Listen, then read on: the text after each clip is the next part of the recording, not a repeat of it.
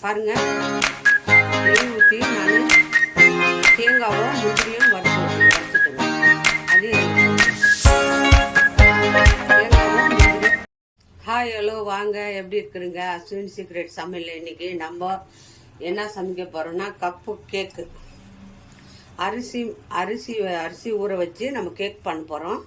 அது எப்படி பண்ணுறது பார்க்கலாமா? வாங்க. பாருங்கள், இந்த ஒரு டம்ளர் அரிசி எடுத்து நான் ஊற வச்சுக்கிறேன். ஒரு 2 மணி நேரம் ஊற வச்சுடுங்க அரிசியை. நல்லா அரிசி கழுவிட்டு பச்சரிசி நல்லா ஊற வச்சு எடுத்துக்கலாம்.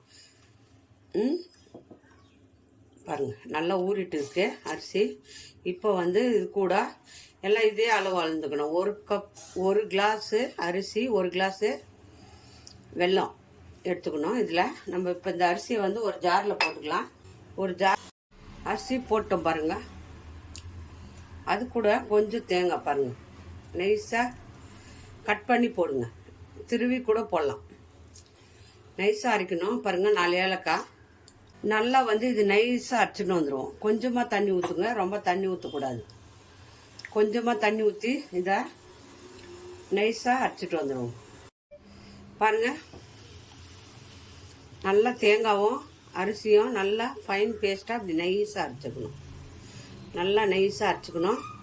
இதில் அரைச்சாச்சு. இப்போ வந்து மண் இருக்கிற வெல்லமாக இருந்தால் நீங்கள் வந்து பாருங்கள், வெல்லம் சுகர் எடுத்துக்கிறேன். இதில் மண் கிடையாது. இதை வந்து நம்ம இதில் போட்டு ஒரு சுற்றின்னு வந்துடுவோம். அவ்வளோதான். இந்த மாதிரி அகலமான ஒரு பாத்திரம் எடுத்துக்கோங்க. பாருங்கள், வெல்லம் போட்டு நல்லா நைஸாக அரைச்சிட்டேன். மண் வெல்லமாக இருந்தால் நீங்கள் வந்து அதை கரைச்சிட்டு வடிகட்டிக்குங்க. நான் அது வெல்லம் சுகர் இருந்ததுனால அப்படியே எடுத்துக்கினேன். இப்படி தான் தண்ணியாக இருக்கும். சிம்பிளாக பண்ணலாம். குழந்தைங்களுக்கு ரொம்ப இஷ்டம். வந்து ரொம்ப நல்லாயிருக்கும். பாருங்கள், தண்ணியாக தான் இருக்கும். இந்த மாதிரி தான் இருக்கும். இதில் வந்து இப்போது பாருங்கள், தேங்காயெல்லாம் நல்லா நைஸாக அரைச்சிடுச்சு. தேங்காய், அரிசி, வெல்லம் 3 ஏலக்காய் 4 இதில் நைஸாக மிக்ஸி ஜாரில் போட்டு அரைச்சிட்டு வந்துட்டேன்.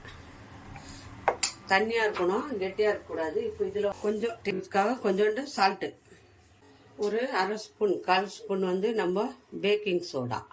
இட்லிக்கு தோசைக்கு போடுறோம் இல்லையா, அந்த சோடாப்பு. ஏன்னா அது நீங்கள் சீக்கிரமாக இப்போ உடனே செய்கிறதுனால அது வந்து புளிப்பு வேண்டாம்.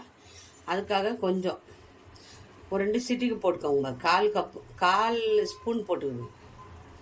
அவ்வளோதான், ஜாஸ்தி வேண்டாம். 2த்தையும் போட்டு நல்லா மிக்ஸ் பண்ணிவிடுங்க.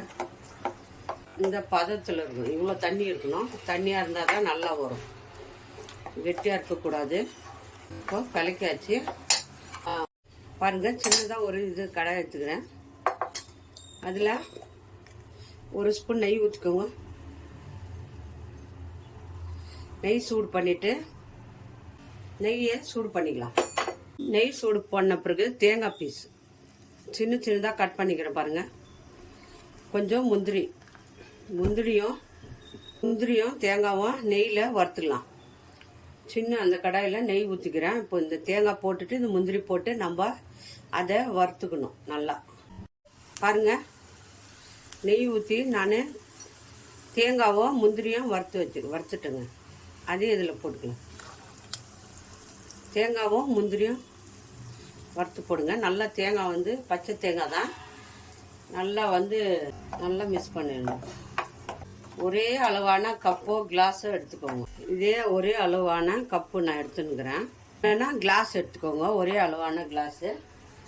நான் பாருங்கள், அது மாதிரி 3 கப்பு எடுத்து வச்சுக்கிறேன். பாருங்கள், இதில் இந்த மாதிரி கப்பில் நெய் கொஞ்சம் ஊற்றி தடவி வச்சுக்கோங்க. நெய் இது எடுத்து 3/4 கப்பு ஊற்றுங்க. இதில் 3/4 கப்பு தான் ஊற்றணும். ஏன்னா வந்து மேலே பொங்கி வரும். அவ்வளோதாங்க. இந்த மாதிரி ஊற்றணும். இந்த மாதிரி ஊற்றிட்டு ஒரு கப்புலையும் பாருங்கள், இந்த மாதிரி இட்லி பாத்திரம் வச்சுக்கோங்க. இட்லி பாத்திரத்தில் கொஞ்சம் தண்ணி ஊற்றிக்கோங்க. தண்ணி கொதி வந்த பிறகு ஒரு தட்டு இட்லி தட்டு போட்டுட்டு அந்த கப்பெல்லாம் பாருங்கள், கேக் ஊற்றுன கப்பு, அதை எடுத்து அடாமல் எடுத்து ஊற்றி வச்சுருங்க. இந்த மாதிரி பாத்திரத்தில் ஊற்றி வச்சுட்டு மூடி வச்சுக்கணும். ஒரு 20 நிமிஷம் அதை அப்படியே விட்டுருங்க. நல்லா வெந்து உப்பி வந்துடும். பாருங்கள், 20 நிமிஷம் விட்டு நம்ம திறந்து பார்ப்போம். பாருங்கள், இப்போ வந்து கிளாஸில் ஊற்றி வச்சுக்கிறேன். பாருங்கள், நம்ம கிளாஸில் ஊற்றி வச்சுக்கிறோம். அதை பார்க்குங்க, அதுலேயே இது கிளாஸ்லேயும் ஊற்றி வச்சு நம்ம இதை வேக வச்சுக்கணும். நான் 3 கிளாஸில் ஊற்றிக்கிறேன், அவ்வளோதான் இருந்துச்சு மாவு. இப்போ கிளாஸில் எப்படி வருது பார்க்கலாமா? 20 நிமிஷம் மூடி வச்சு பார்ப்போம். பாருங்கள், கிளாஸில் வச்சது எப்படி இருக்குது பார்க்கலாமா? இந்த மாதிரி ஒரு கத்தியோ ஒரு குச்சியோ எடுத்து நல்லா அப்படி உள்ளே விட்டு ஒட்டாமல் வந்துடுச்சு, வெந்துட்டுக்குது, எடுத்துடலாம். இப்போ பாருங்கள், நம்ம இந்த கப்பில் ஊற்றி வச்சோம், கிளாஸில் ஊற்றி வச்சுக்கிறோம். அது சும்மா இப்படி பண்ணுங்கனாலே வந்துடும். இந்த மாதிரி கத்தியில் இப்படி ரவுண்டாக அப்படி இது பண்ணிட்டா வந்துடும். சூப்பராக வந்துடுது பாருங்கள். பாஞ்சு மாதிரி இருக்குங்க. எவ்வளோ சாஃப்டாக இருக்குது தெரியுங்களா? நல்லா சாஃப்ட்னஸாக இருக்குது. சூப்பராக பாருங்கள், எவ்வளோ நல்லா வந்துருக்கு பாருங்கள். கிளாஸில் வச்சோம்ல, அது கூட தட்டிட்டு இப்படி எடுத்துடுங்க. பாருங்கள், சூப்பர் டேஸ்டியான கேக் ரெடி. புசு புசுன்னு வந்துடுங்க. அது தேங்காய் போட்டதுனாலே அது நல்லா சாஃப்ட்னஸாக இருக்கும். கிளாஸில் வச்சால, கிளாஸில் கப்பில் நீங்கள் எந்த பாத்திரத்தில் வேணாலும் வைக்கலாம். இந்த கேக்கை எந்த பாத்திரத்தில் வேணாலும் இந்த கேக்கை நீங்கள் வைக்கலாம். சூப்பராக வந்துடும். வீட்டில் ஒரு நாளைக்கு இந்த மாதிரி செய்யுங்க. சிம்பிளான கேக்கு ரெடி ஆகிடுச்சு பாருங்கள். செம்மையாக சூப்பர் டேஸ்டியான கேக் ரெடி ஆயிடுச்சு. பாஞ்சு போல் இருக்குங்க அந்த கேக்கு. பாருங்க, அப்படியே இப்படி புட்டா பாருங்க, எவ்வளோ சூப்பராக இருக்குது, எவ்வளோ நல்லா வந்திருக்கு பாருங்கள். சாஃப்டாக இருக்குது. அப்படியே இப்படி புட்டுங்கன்னா இப்படி வந்துடும் பாருங்கள். நல்லா சாஃப்ட்னஸாக இருக்குது, ரொம்ப டேஸ்டியாக இருக்கும். இது தேங்காயெல்லாம் போட்டு நம்ம செஞ்சுக்கிறோம், ரொம்ப நல்லாயிருக்கும். இதை வீட்டில் குழந்தைங்களுக்கு இன்றைக்கே செஞ்சு கொடுங்க. ரொம்ப ஈஸியானது. நிறைய வந்து இதில் நம்ம அரிசி வந்து ஊறுறதாங்க டைமு. அரிசி ஊறிட்டா அது 5 நிமிஷத்தில் நீங்கள் செஞ்சு முடிச்சிடலாம்.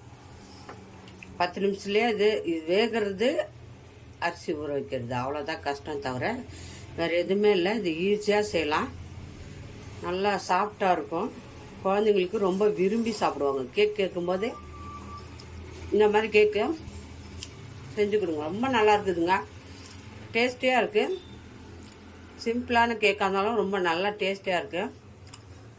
வீட்டில் இன்றைக்கே செஞ்சு குழந்தைங்களுக்கு கொடுங்க, ரொம்ப விரும்பி சாப்பிடுவாங்க. ரொம்ப நல்லா இருக்கு. யார் யாருக்கு இந்த கேக்கு இந்த மாதிரி ஈஸியாக சீக்கிரமாக பண்ணலாம். இட்லி குண்டால் நம்ம கேக் பண்ணிட்டோம். சிம்பிளான இந்த கேக்கு யார் யாருக்கு பிடிக்குமோ லைக் பண்ணுங்கள், ஷேர் பண்ணுங்கள், கமெண்ட் பண்ணுங்கள். அஸ்வின் சீக்ரெட்டை மறக்காமல் சர்ப்ரைஸ் பண்ணுங்கள். இன்னொரு